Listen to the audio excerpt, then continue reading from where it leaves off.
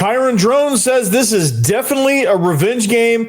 Vanderbilt must win with the bullseye on their back. We'll talk about it. Let's get it. You are Locked On Vandy, your daily podcast on the Vanderbilt Commodores, part of the Locked On Podcast Network, your team every day. Yo, what's up, everybody? Welcome into the Locked On Vandy podcast on the Locked On Podcast Network. I'm your host, Corey Burton. Thanks for making Locked On Vandy your first listen each and every day, and shout out to the everydayers. We're free and available wherever you get your podcast and on YouTube as a part of the Locked On Podcast Network, your team every day. And this episode is brought to you by Monarch Money. Take control of your finances with Monarch Money. Use code LOCKEDONCOLLEGE at monarchmoney.com for 50% off your first year. Man. So on this episode, we get this week started right. I'm pretty sure the dates are getting away from me now, but pretty sure camp starts this to tail end of this week. If it's not here yet, it's coming and approaching rapidly. So we're going to talk about this Virginia Tech game because Kyron Drones came out and said it is a revenge game. It is definitely a revenge game, a redemption game, and if you remember last year's game, it was an absolute dandy. Vandy took the lead, punched him in the mouth first. Virginia Tech answered back. Vandy closed it down, answered, tied it up, got into overtime, and then won in overtime. They got after Kyron Drones. They overwhelmed him, and they overwhelmed Virginia Tech in the end. It came out with the win. This was Diego Pavia's. This was the game that he burst onto the scene, and this was the game that everybody realized that, okay, Vanderbilt is not going to be pushed around this year. I don't know how many they're going to win, but they're not going to be pushed around. Ended up winning 7, going to a bowl game, winning their 7th at the bowl game against Georgia Tech. This game, I think, really set the tone for Vanderbilt at the start of the season. And I think this game, despite it being week 2 and not week 1, I still think it's going to set the tone. So I think this is an important game. It's a revenge game. It's a game that Vanderbilt is going to have a target largely placed on its back. So, we're going to talk about. I want to talk about the impact of this game. I want to talk about what it's going to take for Vanderbilt to win this game, and then I'm going to tell you kind of what's going to happen in this game and what I think is going to happen, not necessarily what may or may not happen. I don't know, but I'm going to predict it.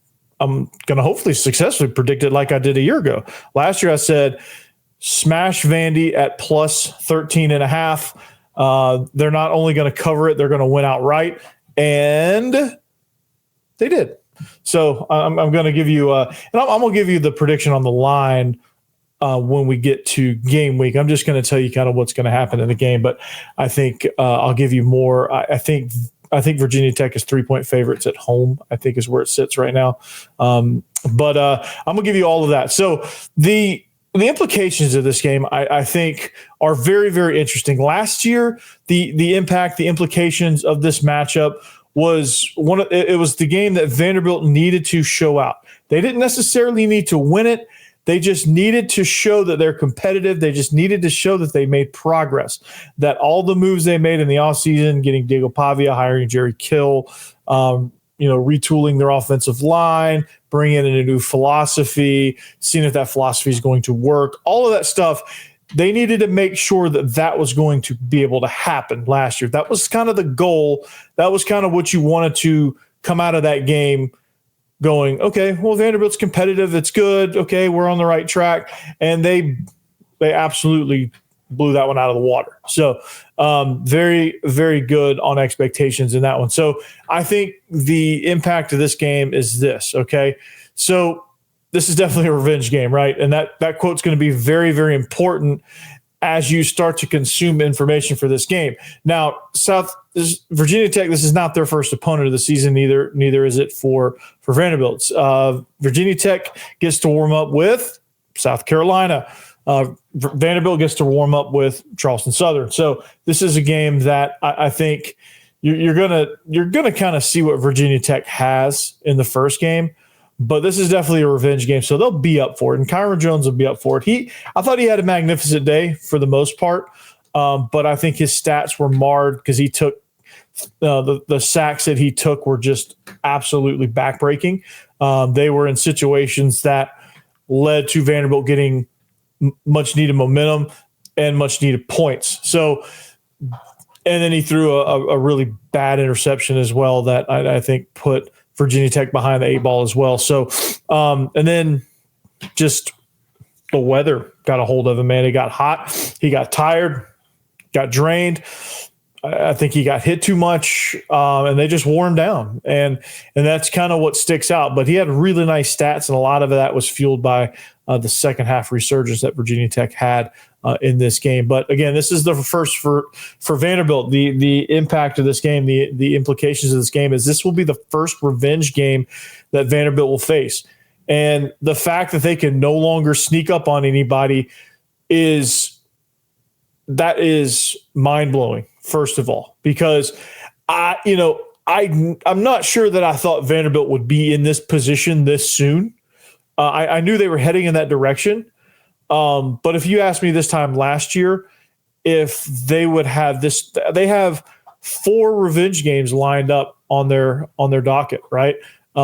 Virginia Tech, Alabama, Kentucky, and Auburn are games that those teams has circled, right? Ball State, nah. South Carolina, nah. South Carolina winning anyway. But these revenge games, they have 4 revenge games, and it was 4 of their close wins, 4 wins that the other team didn't think they should have gotten. And so this will be the first time you see them, A, on the road, B, playing with a bullseye, right?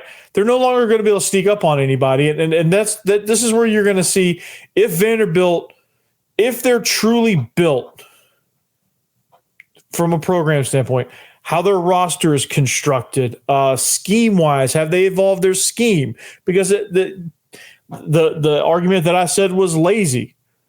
They can validate that argument by not evolving their schemes and getting shut down because defenses have figured them out, and not being able to evolve that will help bring that opinion to life.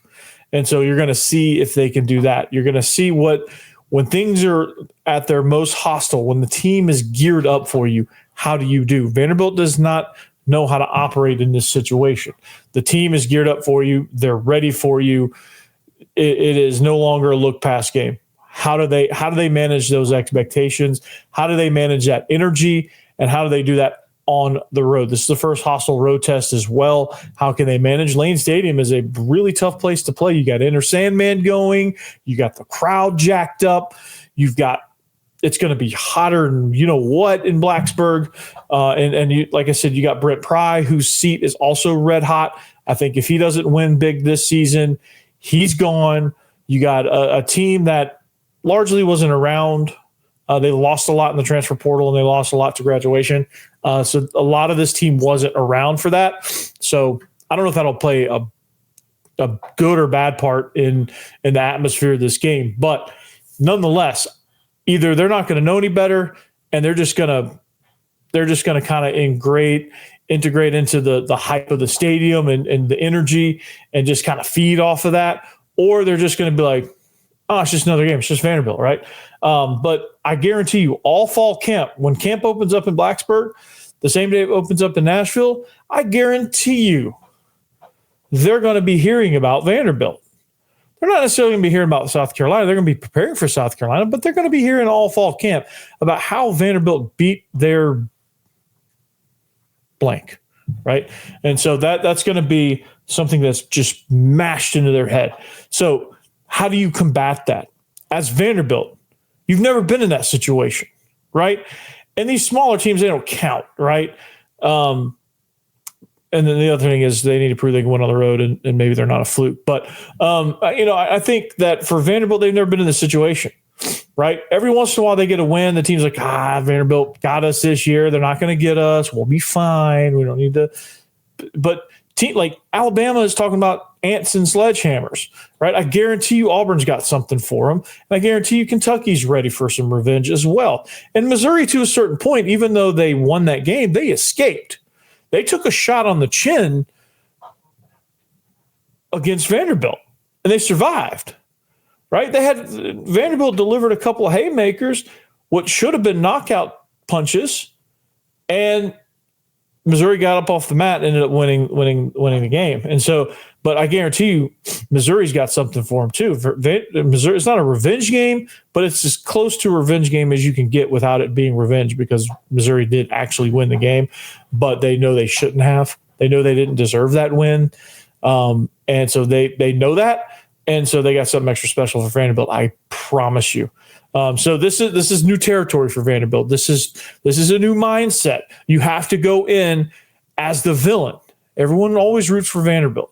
Everyone's, oh, Vanderbilt, man, they're a great story. I love it when they play well. It's good for the league. Yay, hooray, Vanderbilt. There's only one team in America that doesn't feel that way, and that's Tennessee. But it's that is done. Diego Pavia's made dang sure of that, and this team is going to have a chip on its shoulder. This team is going to have swag, and I think they have plenty of that. And this team is going to have to go into Blacksburg and say, you know what? I see that you have revenge for us, but you know what? We're the superior team here, right? And they have to act like it. I don't know if Vanderbilt's truly acted like they're the superior team. Maybe against Georgia Tech a little bit, you saw that attitude, but I don't think they've, against Alabama, they just started getting momentum and they just kept capitalizing on it, right? But not at one point. They didn't walk into the game going, we're better than you, right? They didn't walk into that game like that. They just took advantage of things, and they just let it snowball, and they just kept collecting wins on, throughout all four quarters against Alabama. They just kept it going, right? And then they just kind of figured it out. But I don't think they ever really walked into a game like they're going to need to walk into this Virginia Tech game, right? And so you'll see kind of the mindset of it. It's hard to describe what that mindset actually is, but it's kind of like, it's just like a business-like killer mentality, right? We're going to walk in there, we're going to take your soul, and then we're going to walk back out like, it's just business as usual. It's just what we do. That's how Vanderbilt's got to act. They've never had to act like that before. So we'll see. That's a big key for this one. But speaking of keys, Virginia Tech's an interesting team. They replaced both coordinators. This is going to be an interesting contest. Brent Pry is trying everything he can to stay off of the hot seat. We'll see if he can do that. We'll talk about what Vanderbilt needs to do in order to keep him firmly planted on that hot seat. We'll do that next. Do you ever wish managing your money felt easier? Well, with Monarch Money, it can. Whether you're growing your savings or planning a big purchase, Monarch puts you in the driver's seat. It's like having your own personal CFO giving you full visibility and control of your finances. Isn't that just amazing? That's just like a stress-free, relaxing feeling, right? So Monarch Money is more than just a budgeting app. It's a complete financial command center. You can track all your accounts, investments, and spending all in one place. So in addition to managing your money, you're also building wealth. How about that? Right? So no need to hire a financial planner, right? And when, what's the number one fight when you're married? It's about finances. That's probably your number one fight. Most people's number one fight is that, especially early on. And if you share finances with someone, staying on the same page is very, very important. And Monarch Money allows you to do that because you have one login, you see everything there. And you could even set goals together and be like, okay, and feel better about where you're at with your credit cards, your investment properties, if you have them, so whatever you have, whatever your financial situation is with your partner, it just makes it easy. It just takes the stress out. So you need to take control of your finances with Monarch Money. Use code LOCKEDONCollege at monarchmoney.com for 50% off your first year. That's monarchmoney.com, code LOCKEDONCollege for half off your first year.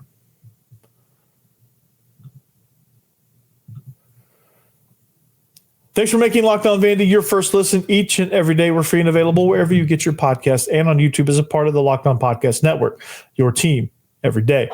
Locked On SEC, your second listen. If you want something good covering the entire conference, training camps are about to open up conference-wide, nationwide. So why not go to Chris Gordon, Locked On SEC, for all your coverage? Or if you just want to listen to a team-specific show other than me, let's say you want to peep this schedule right here and say, hey, I don't think Virginia Tech has a show. But if you want to listen to Chris Marler Locked On Gamecocks, go right ahead. If you want to listen to my guys Luke Robinson and Jimmy Stein Locked On Bama, Brian Moscana Locked On LSU, John Miller Locked On Mizzou. We got a new Texas guy. We're going to do a crossover, I promise. Zach Blackerby Locked On Auburn, Lance Dahl Locked On Kentucky, and Eric Kane Locked On Tennessee. If you just want to listen to that coverage, go for it. Or if you just want to go completely out of the pocket, Locked On Ole Miss with Stephen Willis is a great show. So, talking about Virginia Tech, it's a revenge game. Can no longer sneak up. Not going to sneak up on them this year. I don't think we really snuck up on. Well, maybe at first, but like you sneak up, you deliver the first shot. But usually in those sneak up games, like you deliver that first blow and the team's like, whoa, okay, they're for real. And then the 13.5 point favorite usually prevails in that situation. But Vandy just kept punching and punching and punching and punching. And they didn't let up. And they proved to be the better team. It was a really good even matchup, actually. It was a really good contest. It was just haymaker after haymaker after haymaker, right? It was phenomenal. So, I think the keys to this game, offensively, defensively, I think you have to look at it this way, right? I think the overarching theme here for Virginia Tech is you got new coordinators on both sides of the ball. So your head coach, that's kind of a move where it could go really well, or it could go, it could like failure to launch type situation, or it could just take too long and you're kind of already up the creek without a paddle, so to speak. So it could go a bunch of different ways. For Vanderbilt last year, they replaced both coordinators. Clark Lea replaced the defensive coordinator with himself, and then they hired Jerry Kill and Tim Beck kind of as a duo, but mostly Tim Beck. Tim Beck calls the plays, obviously, but Jerry Kill plays an integral part in all of that. That worked out great, right? And Clark Lea was able to have ownership in the defense. I think that helped. But Brent Pry has two brand new coordinators, and there's an adjustment period. And I think for Vanderbilt, they were able to win a little bit throughout this adjustment period. But there was a loss to Georgia State in there somewhere during this adjustment period where the team felt really good about themselves. And there was some underlying mistakes there in the Virginia Tech game and against Alcorn State where it didn't matter. And those mistakes were glaringly obvious in a lackluster road appearance at Georgia State. So I think Vanderbilt needs to find a way to take advantage of that against Virginia Tech. Virginia Tech will be coming off a really tough matchup against South Carolina. So their egos could either be on cloud 9 or they could be buried underneath the stadium. And they could be coming in, just dragging and just feeling terrible about themselves because they got shellacked by South Carolina, which is possible, right? That is very, very possible. So I'm going to tell you kind of what needs to happen specifically against offense and the defense. I'm going to try to do that as quickly as I can because I'm running out of show here. But against Virginia Tech's offense, right, it's a revenge game. So this guy who's pictured, number one, Kyron Drones, is going to be extra motivated because he just doesn't like losing. But at the same time, it may not matter, right? They have a new coordinator. They're going to have to reignite an offense that was very up and down and replacing lots of talent at wide receiver and offensive line. And when I say they were up and down, it went as Kyron Drones' health went, right? He was banged up most of the season. He made some uncharacteristic mistakes. The offense kind of sputtered. Scheme-wise, they got predictable. They had a ton of talent. Bayshul Tootin got drafted by the Jaguars. They couldn't get him going much.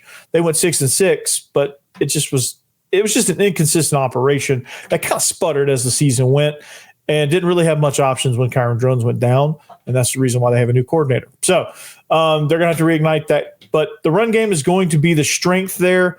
They're going to have to take advantage of this rebuild offensive line. I think when you look at their offensive personnel, it's going to be Terrion Stewart is going to be, he's going to be the head of a rotating backfield. There's three guys there, but it's going to be it's going to be heavily predicated on just establishing the run, because I think new coordinators, that's just what they want to do. They want to win the line of scrimmage. They want to establish a good, solid run game as their foundational core so they can get their quarterback going. That's kind of the staple of a lot of offensive coordinators. So for Vanderbilt, win the line of scrimmage. Take advantage of that rebuild offensive line. Take advantage of the fact that they're not going to be completely solid on their schemes yet, right? There's still a lot to be accounted for. So they need to take advantage of that. And I think they need to be able to enhance their schemes, play games with this offensive line and confuse them, right? They're going to be trying to figure things out. So also on that note, getting heat on Kyron Drones is going to be something that's going to be crucial, because, again, you're rebuilding your offensive line. They may not know how to communicate with each other yet as a unit. They may understand the schemes, but they don't, like, for an offensive line, it goes further than that. You have to understand the schemes as a unit, as a five-man unit, not right guard, left guard, center, right tackle, left tackle, knowing what they're supposed to do, but knowing what they're supposed to do and how it affects the person next to them when they don't do it, right? And why that if this happens, then I got this, right? And I don't know if they're going to be there quite yet. And then, of course, with this wide receiver core that they're going to have, it's going to be a new group, and they're going to have to figure out who their playmakers are. They're going to have a similar problem, I guess, that Vanderbilt has. Aiden Green is going to have to be the leader of that group. He's returning, but they don't really have much. Donovan Green transferred in from Wake Forest. Cameron Selden from Tennessee coming in with a position switch. And it's going to be a lot of questions, just a lot of questions for this group, right? And just disrupt their timing, be physical at the point of attack, communicate defensively. If you communicate, that will go a long way. Eliminate their big plays, make them earn their way down the field. Okay? Make them earn their way down the field. Make them drive the football on you. And if you can increase the possibility for mistakes, because somebody's going to run a wrong route. The timing's going to be off.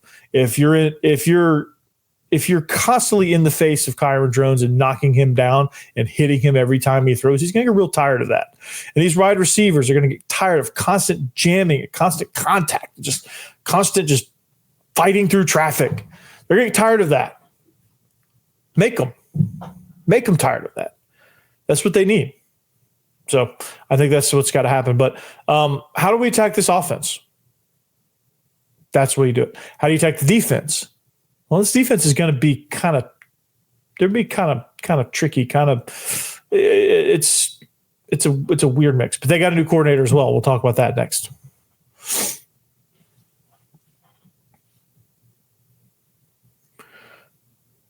Man, this game is so interesting, man. We're wrapping up the show here, Locked on Vandy, man. This is going by fast. Getting your week off to a great, great start. Football's around the corner. And all the NFL teams are in training camps now. It won't be long till, I think this Thursday is the Hall of Fame game. And until mid-February, you're not going to be without football. That's pretty cool if you think about it. So, talking about Virginia Tech, man, because this game, I love, this game has a lot of implications. Now, I think this game flies under the radar too, to a certain degree, because South Carolina looms right around the corner in the 16-game losing streak that is attached with that. But this one, man, this is the first road match. This is the first, target on the back matchup for Vanderbilt. This is going to be a prove it game, prove that we're not a fluke. Prove that this is not a fluke. Show me, because you're not going to show anything against Charleston Southern. If you put a 70 piece on them, it's what you're supposed to do. Great, cool. Nobody got injured. Great. Do it against Virginia Tech, right? So how do you attack their defense? This is going to be trickier. I think their offense there's a lot of timing issues, and there's some key personnel that I think is going to be new enough that it's probably not going to be as electric as they want it to be in week 2. But this defense is going to be, it's odd, right? this defense is going to be something that I think when they look at it, like there's a lot of shakeup here. Returners and transfers, like you got Kevin Gilliam on the defensive line, Kamari Copeland. You've got, you got newcomers, James Jonkum and Ben Bell is, bringing edge pressure.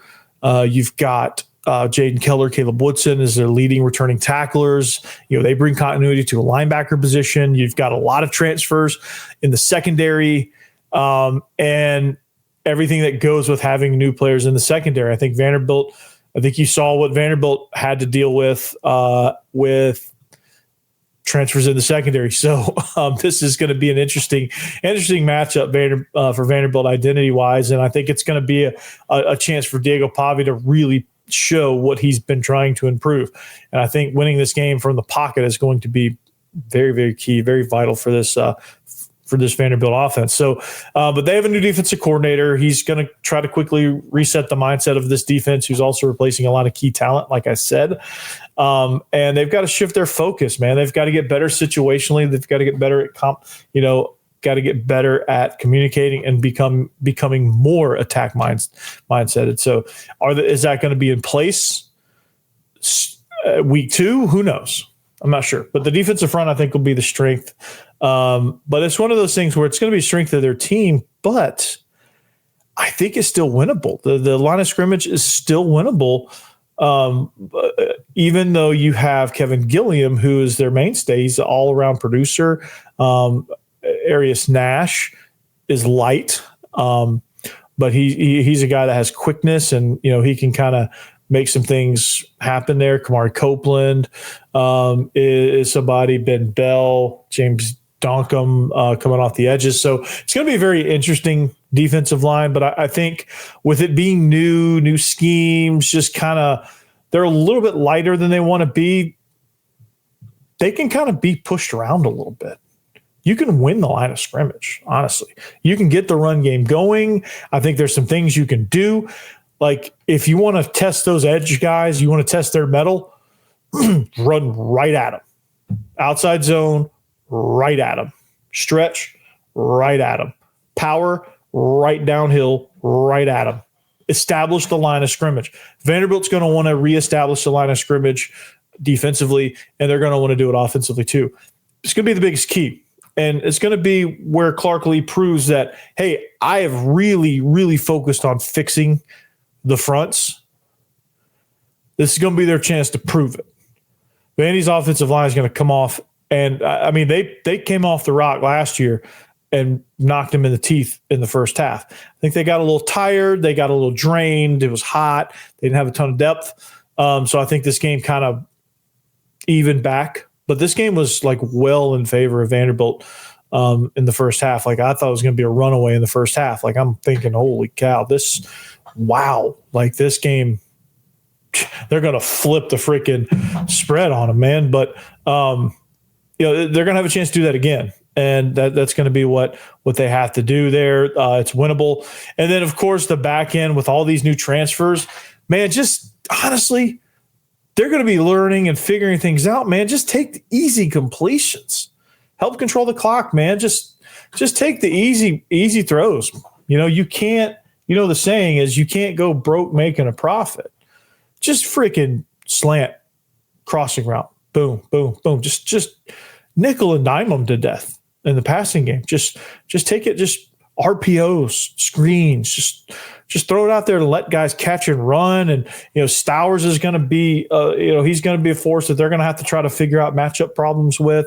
Let some of these new guys get after it. Let Chance Fitzgerald go and show Virginia Tech why they screwed up letting him walk out the door. All that kind of stuff. Man, just take the easy completions. Run crossing routes. Run things that are going to confuse this new secondary. They're a talented group, but they're just new. They just haven't played together really. And I don't know that 20 practices, 23 practices, or whatever it is you get in training camp, 23 practices, 2 scrimmages, and a game against South Carolina is going to be enough to really say, hey, we're experts. We've never played together. We're experts. We're going to do it. But I don't think that's enough. So, that's going to be a big key there. So Real quickly, we're going to go into overtime here, but what do I think is going to actually happen in this game? Here's what's going to happen. I think it's going to be very much like last year's game. I think Vegas knows that it's going to be a really close, even matchup, and I think they've constructed the line in that manner. And I'll give you more update on the line because I think the line will probably shift one way or the other during game week. But this game, I think, is going to be super even, super well played. I think both teams are going to be, trying to win the line of scrimmage. I think Vanderbilt ultimately does. And I think that's going to spell trouble for the Hokies. I think despite the Hokies' best effort, the crowd, the heat, the whatever, I just don't think they're going to be able to hold up. I think there's just too much newness there with the coordinators, some of the players playing together, especially the secondary and the wide receivers. I don't think the timing is going to be quite there. I think they're going to be coming off a really tough matchup against South Carolina, so they're going to be beat up a little bit. There's going to be a lot of factors, I think, that's going to go against Virginia Tech early in the season. Now, do I think they turned it around? Yeah, I think they're going to have a really nice season. I think 7 wins is possible, but I personally don't think Vanderbilt's going to be one of those 7 wins for them, right? I think there's a good chance that they could start 0-2 and then make a nice run after that. But I just think it's going to take them a minute to get off the ground because I just think they're just in a little bit of disarray. They're not as talented as they were last year. They've got new coordinators, new way of life, new everything they have to learn, and that's tough for teams to do. And I even though I predicted that for Vanderbilt last year, there was something to the fact that Pavia had his coordinators and they had things in place. They had pieces in place to where they could actually succeed quickly. I don't think Virginia Tech has that. It's hard to accomplish. I think Oklahoma has that to a certain degree, and I think they'll probably be a little bit more successful early on because they have the coach and the coordinator, or they have the coordinator and the quarterback. So, I think there's something to that. I think they're going to struggle a little bit. Vanderbilt's not going to blow them out, but they are going to win this one. I do think they cover the spread, or I think they flip the spread. I think it's 3. I think they win by 1 score, whether it's a field goal or touchdown. I think they win within 1 possession, and it's going to be a really good even matchup. I like Vanderbilt in this one right now. I just think there's too much experience on Vanderbilt's side, not enough on Virginia Tech's, and that's the way it's going to end. So, but let's hope you get your week started off right. Again, this is definitely a revenge game, but until next time, man, anchor down, behave yourselves. We'll see you back here on the Locked On Vandy podcast on the Locked On Podcast Network. Peace.